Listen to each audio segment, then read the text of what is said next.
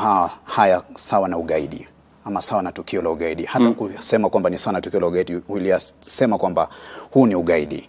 Lakini kulingana na jinsi mnavyoendesha taratibu hizi za kuchunguza na mashtaka, hamuonekani kuyapatia uzito ambao unaendana na swala la ugaidi. Kwa nini?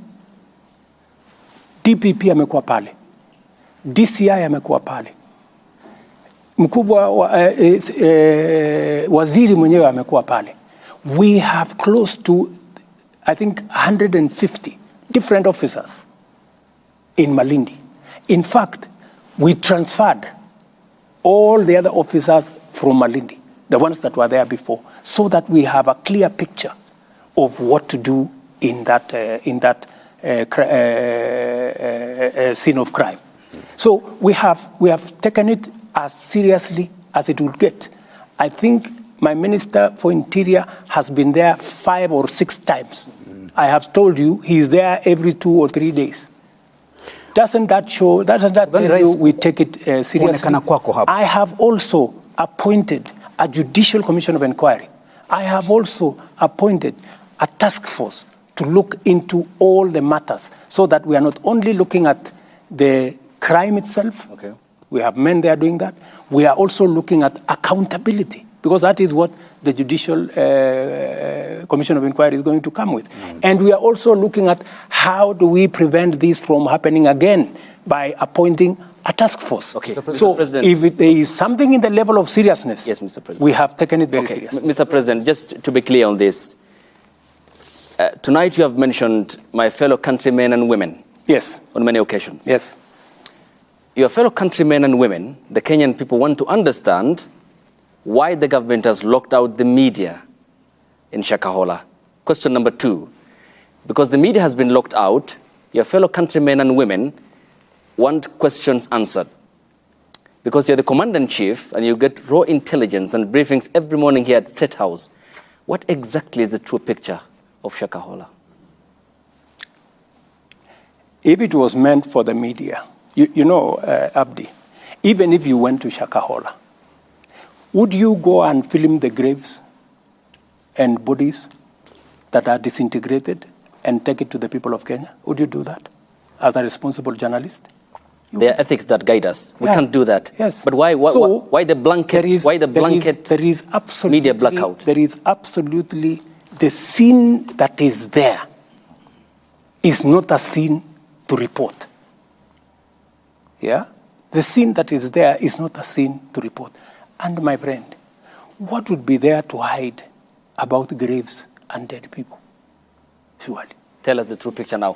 Because you get the intelligence, isn't it? I get the intelligence. And you label yourself as... But do you know why there is intelligence? Yes. There is intelligence because there is a limit as to how far you can go with intelligence. If intelligence was meant for the media, it wouldn't be intelligence. Okay, not the media per se. It's the Kenyan people want answers. But you are the media. Hang on, Mr. President. There is a way I am going to communicate to the Kenyan people when the time comes. It's through us, the professionals in the media. That's why here we are tonight. You speak to the Kenyan people about a raft of issues. Now, the Kenyan people want to understand the concerns that they have about Shakahola. Can't you tell them, the sovereign people of the Republic of Kenya? When the time comes for me to speak about Shakahola, I will to the people of Kenya. When is that going to be? As it is, the people of Kenya will get information from the officers on the ground to the extent that that information can be shared. But it is not fair and it is not right, Abdi, for you to tell me that I come and broadcast intelligence information. You know that's not possible. Probably, even if you try how. Mr. President, I just want to ask you this. You receive intelligence briefs, like my colleague Ayub says. We've seen people in this country being profiled on the basis of their religion. I have to ask you this, Mr. President, and I'm sure Kenyans would want to know. You've admitted that there was some complacency from security organs. Had this been done by another denomination, would we be talking about the same thing? Yes, we would. I have always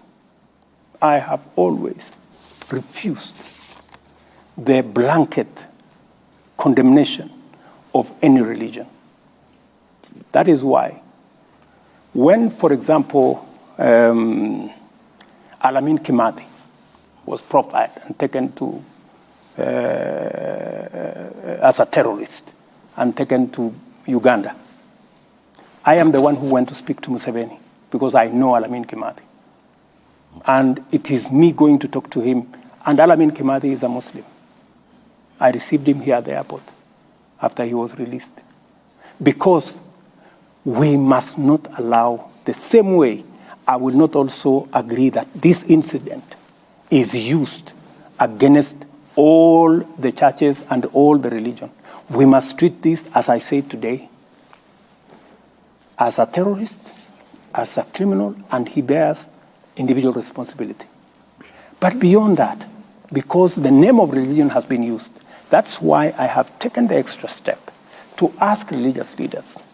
We do not want another incident of this nature. So let us speak to ourselves.